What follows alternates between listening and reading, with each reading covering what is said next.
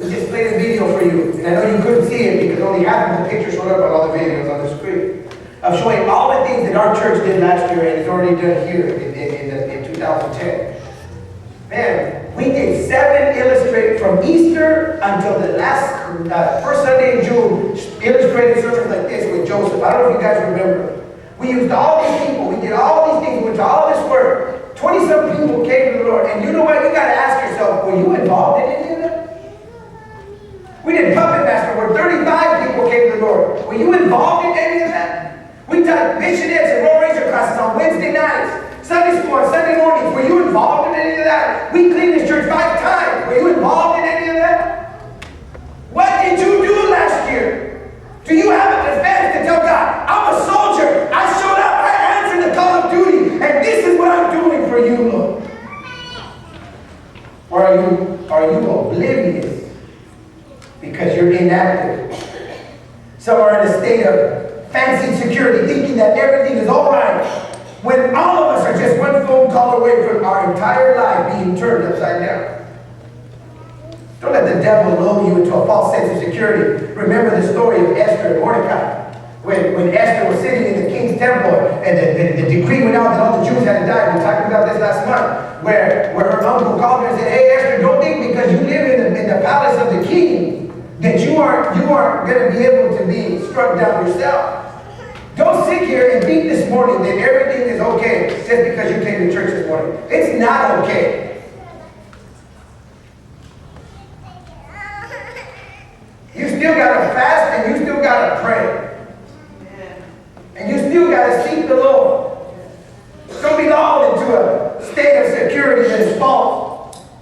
Some people are in a state of apathy. They need to be roused. They have no interest, no passion, no emotion. They're just rats on a wheel living every day the same. They wake up, they go to work. They come home, they sit on the couch. Wake up tomorrow, go to work, come home, sit on the couch. The sad thing is there's some people that are on the wheel this way. They just get up and sit on the couch. They skip the go to work process. And let me just say something this morning. If you don't have a job and you're just sitting on the couch, I will find something for you to do. I won't pay you because I don't want to rob you from a blessing in heaven.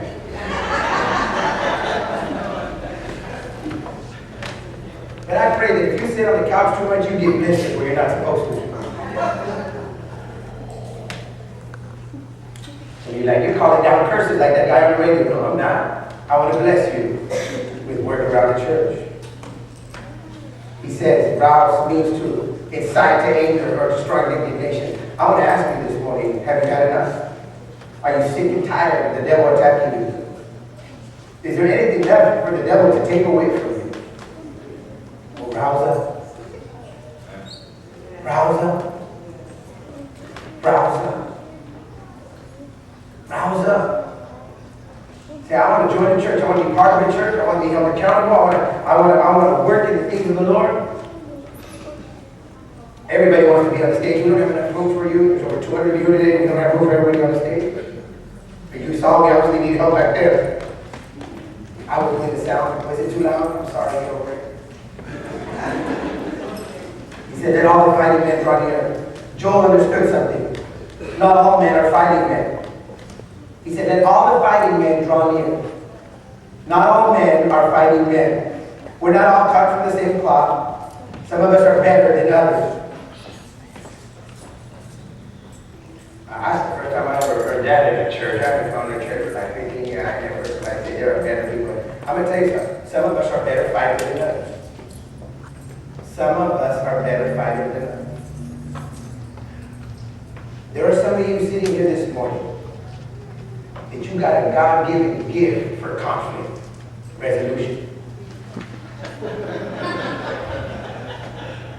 Some of you sitting here this morning, you are passionate, you are energetic, you care, you're emotional, and you got the goods, you got charisma, you're a leader at your job, I mean, you got it! You're just using it for the wrong reason. You're using it for evil, like that real estate agent that I was fighting. I don't know if you saw that. That was the real estate agent that said we weren't going to buy this church. He said, that little Mexican guy buy that church. That's exactly what I said. said, and their banker, the other place said, well, now he's got 2 Mexicans trying to buy it. Now they really can't get it. I don't know if you saw, I was Darth Vader there. No, I was in Skywalker shooting a slice of Darth Vader. I told him to make me a video spiritual war. He thought I meant Star Wars. Not spiritual war.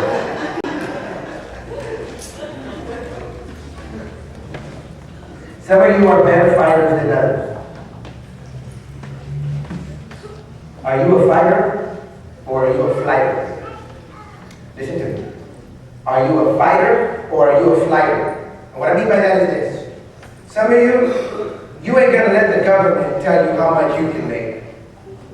You're gonna make as much as you can. Listen to that. Some of you are like, man, what's up with that? What is he saying? I'm saying is this. There are people, yeah, I should never grow up in a church. If you're a pop like that, I don't know you out and you're in trouble when you get home. Man, that's bad. Richie, that can't do that. I'm talking about some of you that are sitting here this morning that are saying, you know what? The man says I can live off of this food stamp and I can live off of this income. And then there's some of you that say, I'm going to do whatever it takes to make as much as I can and I'll let the government tell me what I need to live off. There are some of you sitting here this morning that on your own are self-motivated to get up tomorrow and look for work until you can't find one. Until you find 3. What I mean by that is this. I don't want to say no name, but there's a sister here. That 3 years ago she came to this church. 4 years ago she came to the church when we were over here. She didn't have a job. She didn't have an education. She wasn't doing too good. And then just this past year, she had 5 jobs. 5 jobs. She was giving jobs to other people. She said, you got a job? Here, you can have one of mine. You think I'm joking, but I'm dead serious. She just laughed really loud. She just said, you can have one of mine. That's what it said.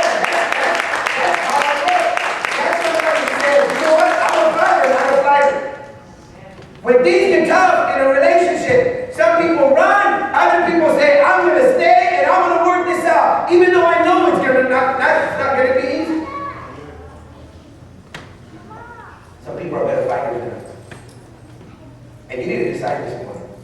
Are you just going to run? Or are you going to fight? Why?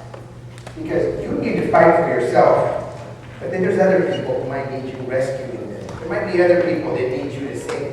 There might be other people who are down and out right now and just need you to help them change their lives. Now we saw PFCP and Sergeant Brown. I'm in the military, we're going to use last names, but I can't say these guys' last names. One's FBI and the other one's got a ring, and some of you might say, oh, he's just guy for Spanish. And you saw what we pointed out there is that there were young men in the military. During the military, one guy didn't want to fight, the other one did. They ended up, as you guys get ready, Sergeant Ralph and Private Pete.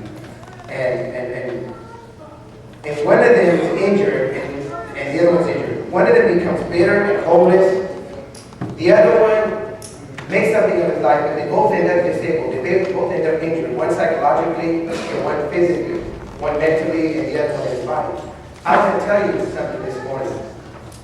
I want to tell you something this morning. And then as you watch this human video that they're going to do, and they should already be out there with their props. You would help him in our little battle scene. Years later, you would help him again. But you're not able to help anyone until you help yourself. You're no use to anyone until you help yourself. You have to help yourself first.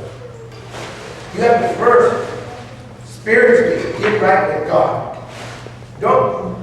If you got alcohol and drug issues, don't go start an alcohol and drug issue ministry.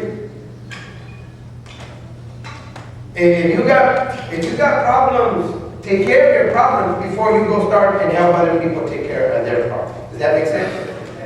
Does anybody hear me this morning?